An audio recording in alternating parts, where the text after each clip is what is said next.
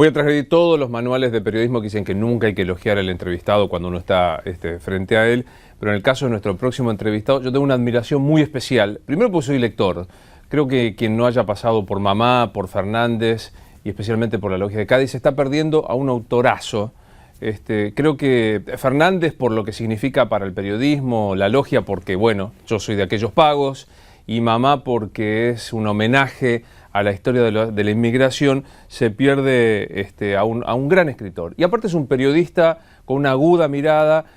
La verdad que es un tipo, es un orgullo poder decir que uno comparte el mismo oficio de Jorge Fernández Díaz. ¿Cómo le va? Pero muchas gracias, después de esta presentación. De verdad lo digo no lo digo jamás, y es más, a mí me acusan de ser demasiado severo con los entrevistados, pero es un gran gusto que estés acá con nosotros. Muchísimo, yo también te admiro mucho profesionalmente además. ¿Y cómo te defino? ¿Como un periodista que escribe, como un escritor que hace periodista? Y mira, periodismo? Yo empecé a los 12 años con la idea de ser un escritor. Yo me acuerdo siempre de estar en la casa de mi madre, en la vieja cocina de Palermo pobre, leyendo La señal de los cuatro de Conan Doyle, y sintiendo algo, viste, acá en el pecho, ¿no? Diciendo, me gustaría hacerle esto que me está haciendo este tipo a mí, hacérselo a alguien, ¿no? Es decir, ¿qué es hacérselo?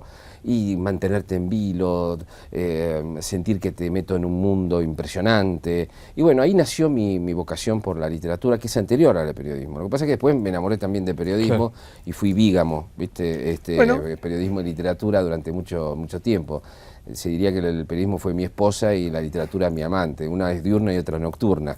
Pero en los últimos años, desde Mamá sobre todo, pude ir fundiendo las dos cosas en una, ¿no? Entonces, quiero hacer en periodismo, tratar de hacer una de las bellas artes del periodismo, modestamente, ¿no? En el sentido de tratar de escribir, cuando escribo columnas, tratar de que tengan un trabajo ensayístico, o cuando escribo relatos verídicos que tengan un aire literario, y mixturar las dos cosas, que me parece que son dos oficios maravillosos. Y distintos, pero que pueden confluir. Y a mí me parece que hay algún denominador común que es muy interesante en tu laburo, el de todos los días, cuando uno te escucha en la radio, cuando te escuchaba con Jorge, La Nata a la mañana, o cuando te lee, bueno, en Mamá sí, la menor duda, en Fernández también y en La Logia, que es hacer aflorar el sentimiento más profundo como un protagonista más del laburo. Quiero decir, bueno, la historia de la inmigración, obvio, pero la historia del periodista, de aquel periodista, o de nada menos de pensar en una batalla de San Lorenzo, tienen un sentimiento muy poderoso, ¿no? Sí. Creo que la literatura argentina fue muy pudorosa, sobre todo porque quien estableció el pudor fue el rey, que fue Borges, digamos, ¿no? En la literatura. Y creo que el tema de los sentimientos para mí es importantísimo. Creo que el periodismo no está acostumbrado a narrar los sentimientos, y creo que la literatura te permite eso. Por ejemplo, ahora estoy presentando El Puñal, que es mi nueva novela, que yo la intenté escribir cuando tenía 15 años. Caramba. Y no tenía ni el conocimiento sobre lo que eran los sentimientos, ni el conocimiento sobre lo que era el amor y la pasión, ni el conocimiento sobre lo que era el lado de atrás de la política, de que todo esto era muy necesario para la historia que yo quería contar. Después volví a intentarlo cuando tenía 35 años, 36 años, a instancias de Pérez Reverte, el escritor español. Y escribí, y me di cuenta que todavía no estaba preparado, no había vivido y visto lo suficiente como para poder escribir un libro. Finalmente, hace 3 años recién, yo tengo 54, a los 51, acometí esta historia, buscando unir mis dos horizontes, digamos, que es la política y el amor. Es la política y el amor en el más amplio sentido de la palabra, pero también el amor de pareja. Me parecen dos materias no contrapuestas, cada vez más unidas. Además, cada vez nos descubrimos por las neurociencias que el voto es cada vez más emocional, claro, y amoroso, o de desamor. Y me parece, por supuesto, más difícil explicar por qué nos enamoramos o por qué existe el erotismo, qué pasa con las relaciones, que por qué caen las reservas del Banco Central. Me parece que en economía más o menos sabemos, aunque parece que en este país desaprendemos todo el tiempo lo que sabemos. Cada tanto tenemos algún problemita, ¿no? Claro, exactamente. Pero, y entonces, bueno, a ver, estos dos horizontes yo traté de unirlos, estos dos hemisferios, que es el amor y la política, en una sola novela. después de haber vivido el amor, la pasión, el desamor, la traición, después de haber vivido la ilusión de la política, el desencanto, el conocimiento, alguien que ha estado 30 años en el periodismo es ese tipo que ya entró muchas veces a la cocina del restaurante y sabe cómo se hace la comida y ya no puede sentarse ingenuamente a comer porque ya ha visto el otro lado, ¿no? Y ese otro lado es muy difícil de explicar en las columnas, es muy difícil de explicar mediáticamente, porque hay miles de cosas que nosotros no podemos probar los periodistas, pero que hemos visto, hemos oído, sabemos que funcionan así. Entonces me propuse con El Puñal desnudar las dos cosas, el amor y la política. ¿Qué pasa en el amor cuando le sacás la romantización, cuando le sacás las canciones, las buenas intenciones, cuando le sacás todo el folclore y toda la cultura que hay alrededor del amor? ¿Qué queda? Y queda una pasión turbia, peligrosa, turbulenta, inesperada, llena de incertidumbre, que no sabemos a dónde va, llena de acción y reacción, de un modo a veces hasta mecánico y caprichoso.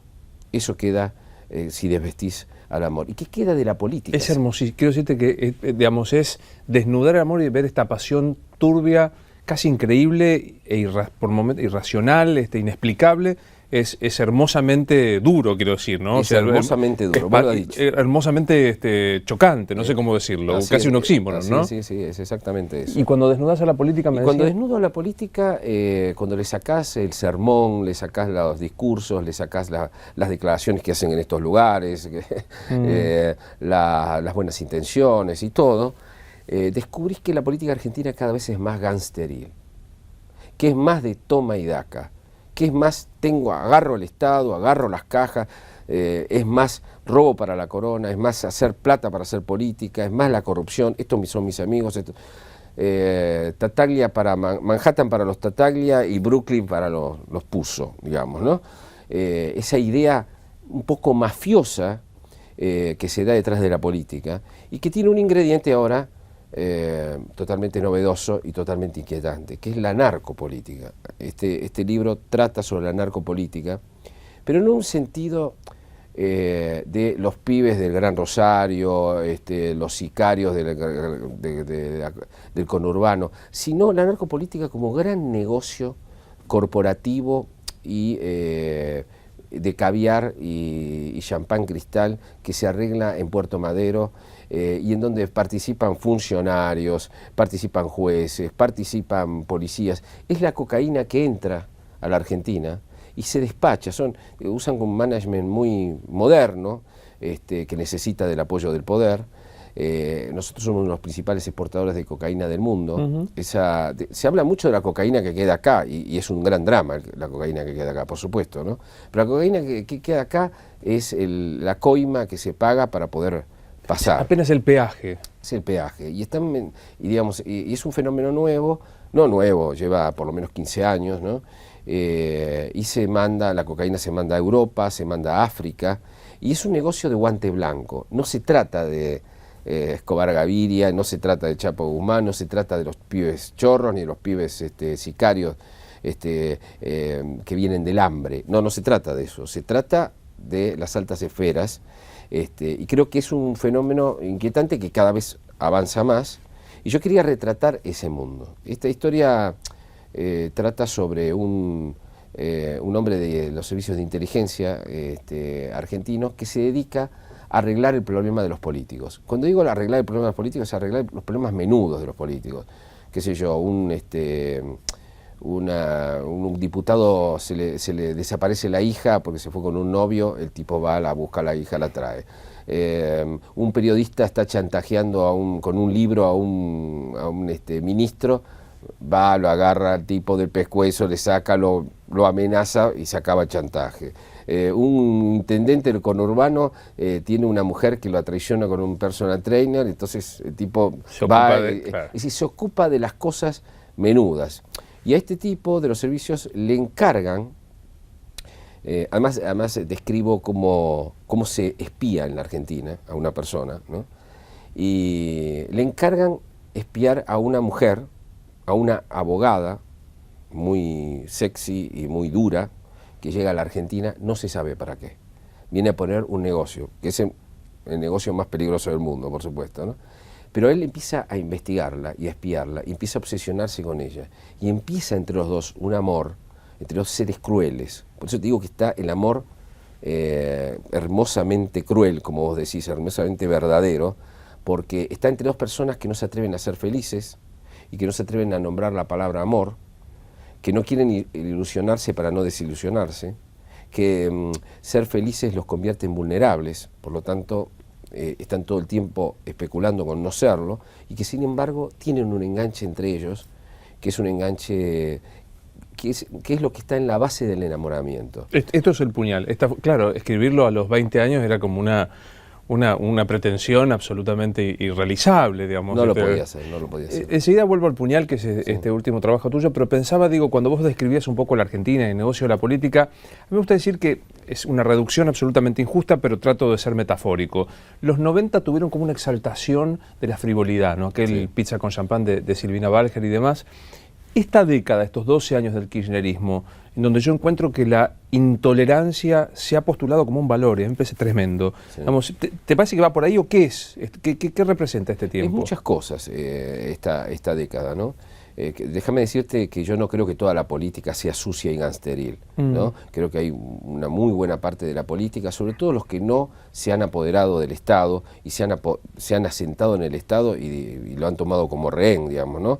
Mucha gente muy honesta, no sé si les alcanza con esa honestidad para saber gobernar, no lo sé, claro. Es otro problema, pero hay grandes personas, grandes dirigentes argentinos y militantes argentinos con mucha honestidad. Te digo que también hay en el mundo de la política oficial, a pesar de que están amparados por el Estado, mucha ilusión en ese sentido. O sea, no todo es negocio, pero la política pura y dura, sí es gangsteril, ¿no?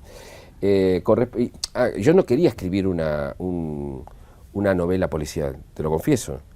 Pero claro, como la política argentina es una novela negra, se me fue. Era inevitable. Era inevitable. Con respecto a la última década, yo creo que podríamos hablar mucho. Yo creo que es muchas cosas al mismo tiempo, digamos, ¿no? Creo que lo que más me molesta a mí, yo te voy a contar a nivel personal, testimonial. Yo cuando tenía 23 años, 24 años, me enamoré de la izquierda nacional. Ramos, que no le importaba a nadie, digamos, ¿no? Jorge Abelardo Ramos, para que los que tienen menos de 50 como nosotros, ¿de qué hablan estos tipos? Claro, bueno, había un señor... Había un señor, era una especie, yo era joven, el nacionalismo de izquierda, la idea del peronismo. Muchas veces confié en que el peronismo se podía convertir en un partido. Pilo Bordón, Antonio Cafiero, que acaba de morir, pero siempre el peronismo eligió como esas mujeres que eligen al hombre equivocado, siempre el peronismo eligió, para mí, desde mi punto de vista, al hombre equivocado. Cuando avanzamos cuando yo estaba en el 83, 84, yo digamos, tenía hacia Alfonsín una mirada despectiva. Hoy me doy cuenta lo enorme que fue Alfonsín, claro. Lo importante que fue fundar la democracia republicana. Bueno, ¿qué es el kirchnerismo? El kirchnerismo es el caballo de Troya de esa democracia republicana.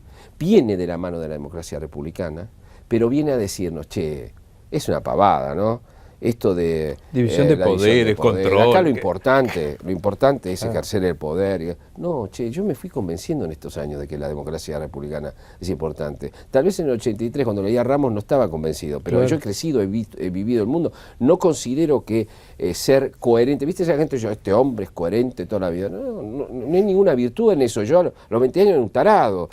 Y fui tratando de evolucionar y mirar el mundo y ver cómo funcionan las cosas.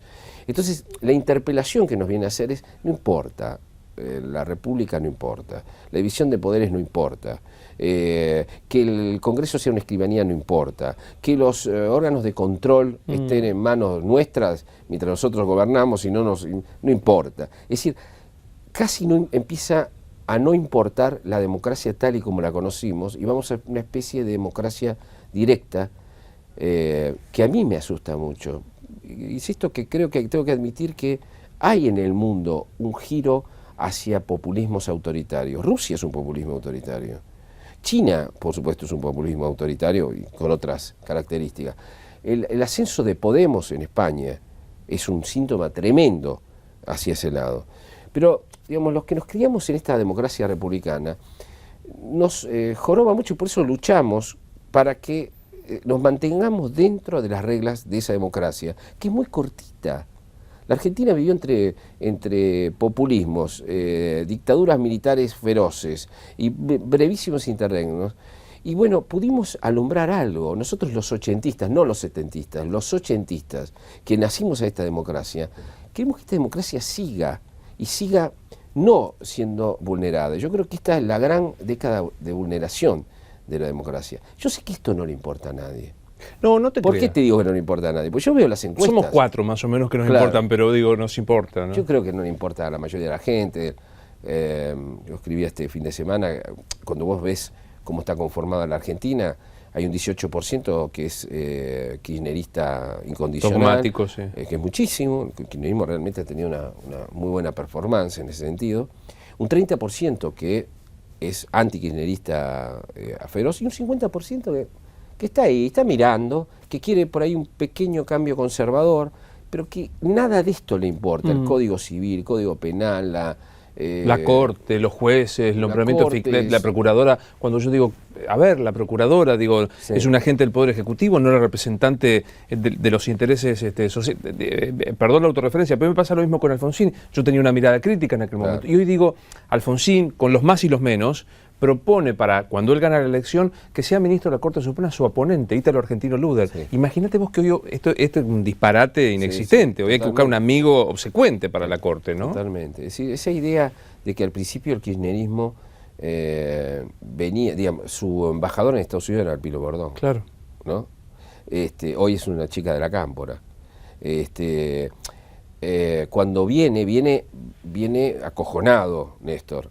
Viene acojonado, digámoslo en español. Sí, claro. Tenía el 22%, quiere hacer las cosas lo mejor posible.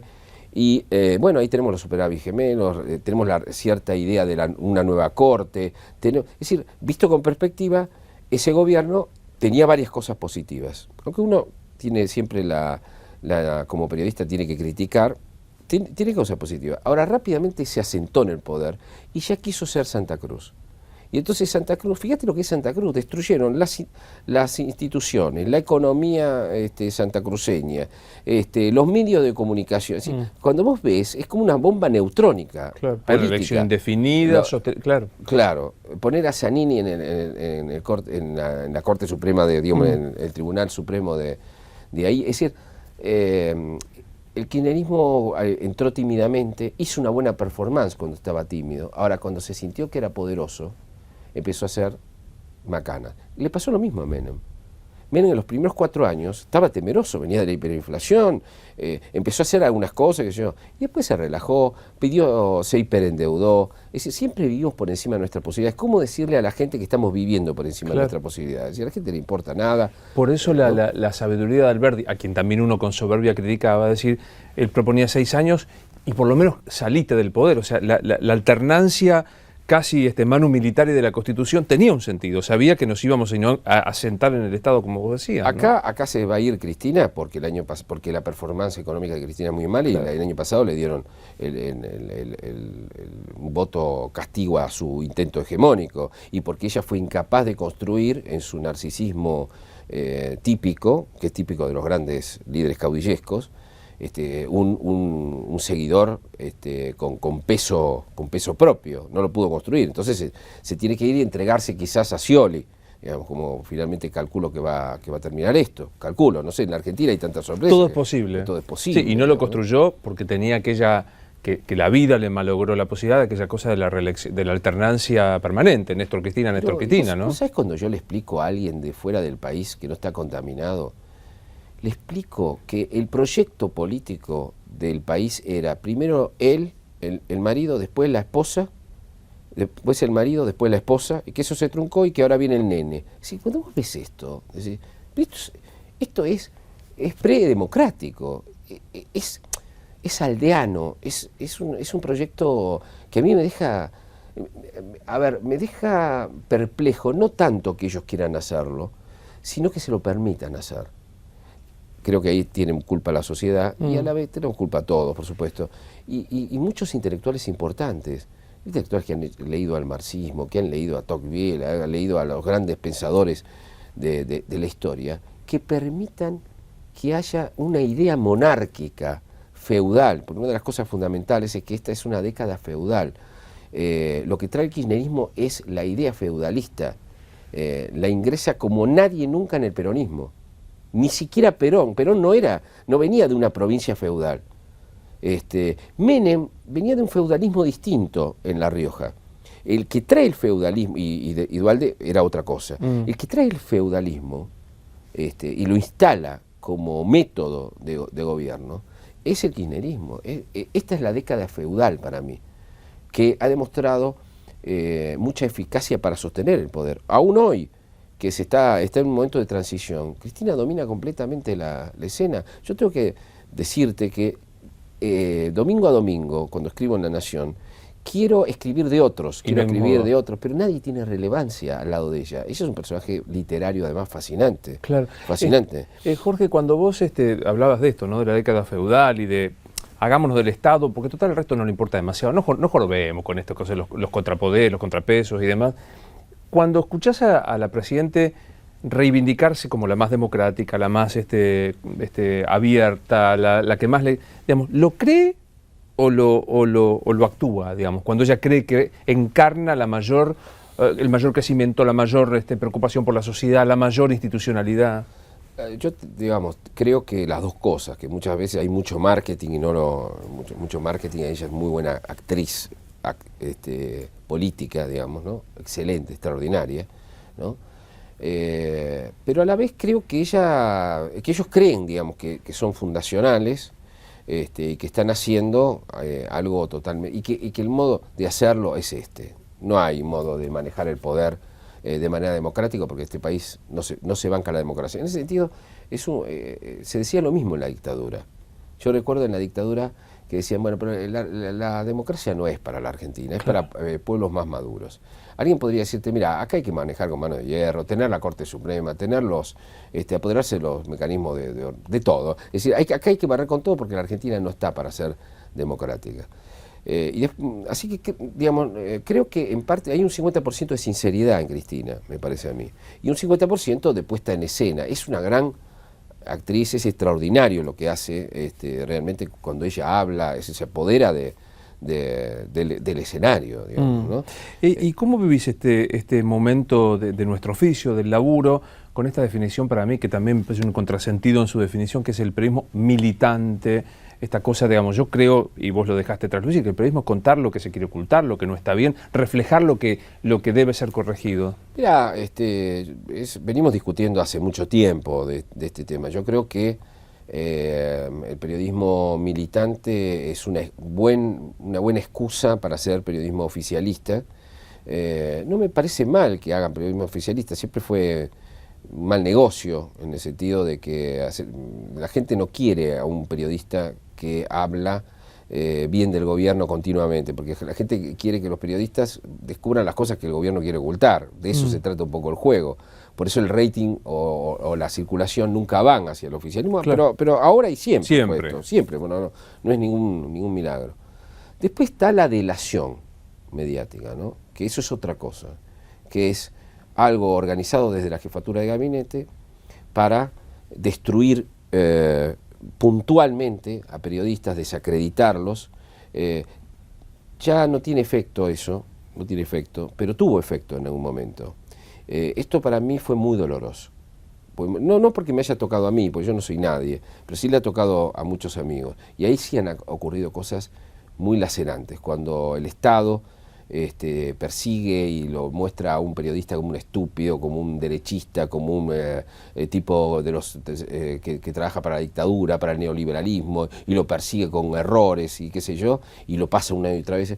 Y lo más doloroso no es que lo pase el Estado, sino que los amigos que legítimamente uno puede tener en el kirchnerismo, yo tengo muchos, no llamen por teléfono para decir, mira, yo soy kirchnerista, pero yo no quiero que me parece malo que te está haciendo el Estado.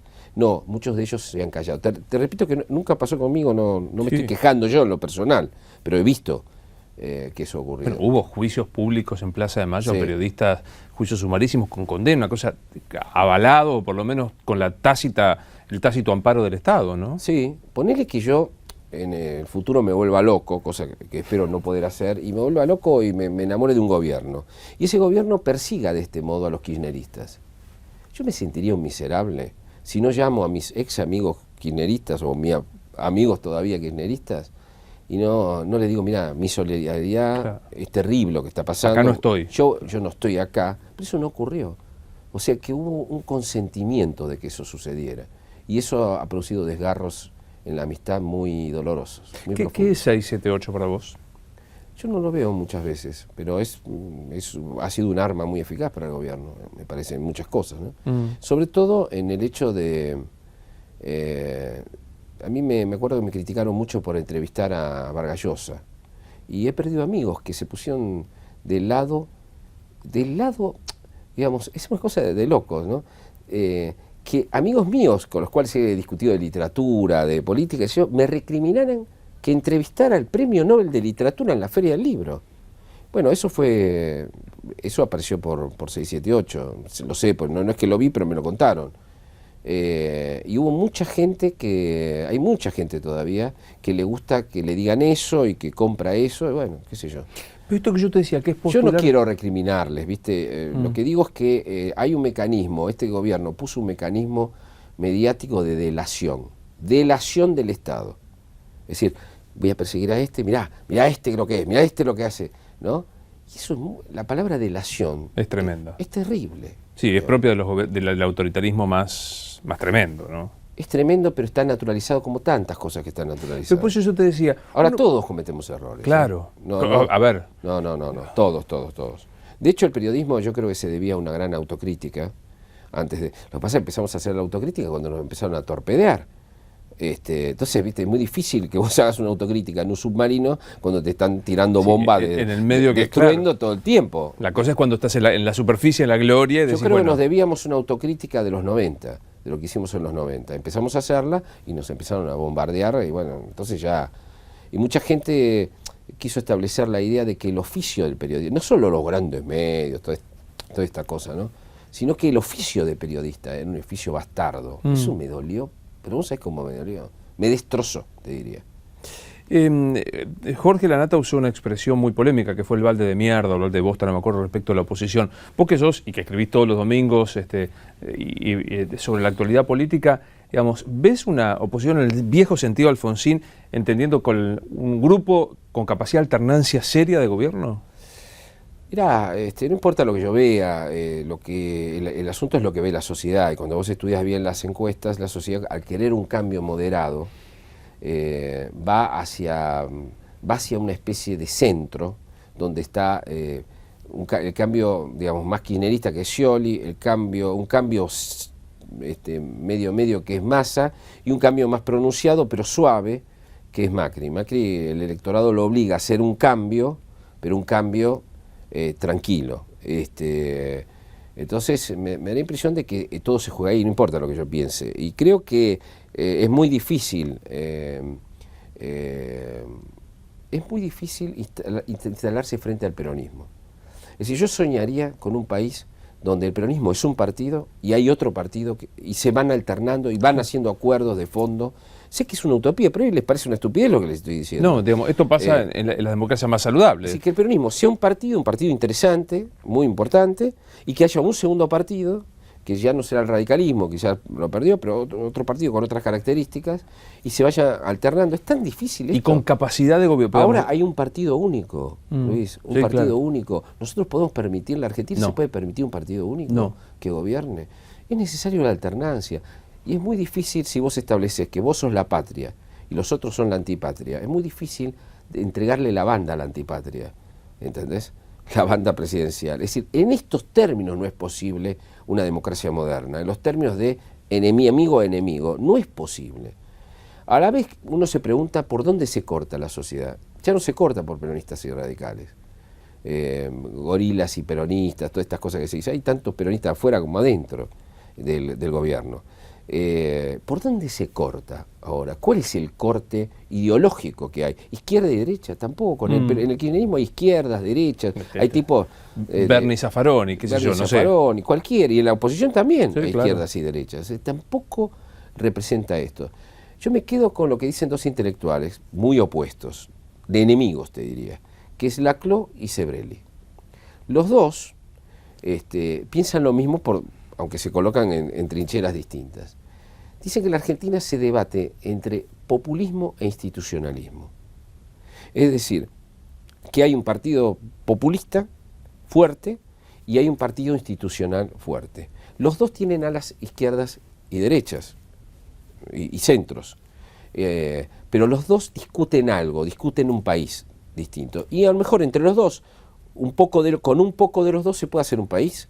¿Por qué no? Con un poco de los dos. Ahora, si el populismo cree que el institucionalismo es la derecha, es lo siniestro y qué sé yo, bueno, es muy difícil. Y después está el ultra antikirchnerismo que cree que está enfrentando a Hitler, que también hace difícil instalar un segundo partido. Ahora nadie tiene vocación. Lo que estoy diciendo yo es una pavada, lo que dice Sebrelli y Laclau, todo es una pavada, porque lamentablemente esto no se arma intelectualmente, esto se arma con los sentimientos de la gente. Volvemos al tema de los sentimientos y la política, ¿no? Y esos sentimientos hoy es un pueblo que ha sido muy quebrado, ¿viste, Luis? Yo lo noto muy quebrado. No le interesan los grandes temas altruistas, la organización. El sopapo cotidiano que ha recibido ha sido tan enorme. Ha sido muy grande, muy grande. La quebradura de los 90, la quebradura de la hiperinflación de los 80, la quebradura de los 90, la quebradura moral, la idea del toma y daca y del amigo enemigo de estos años. Sí, hay el clientelismo bestial. Allí donde había cierto idealismo, hoy hay tipos que vienen con guita. ¿Sabes? Mira, cuando empezó esta década, los punteros extorsionaban al poder político una vez por año. Una vez por año iban y le decían al intendente, mira, saco a la gente y te hago un quilombo bárbaro, si no me das esto, chapa, quilombo, no sé, me pones guita para el centro comunitario porque tengo un quilombo bárbaro, una vez por año. ¿Sabes cuánto presionan hoy los punteros? Un promedio de una vez cada 20 días.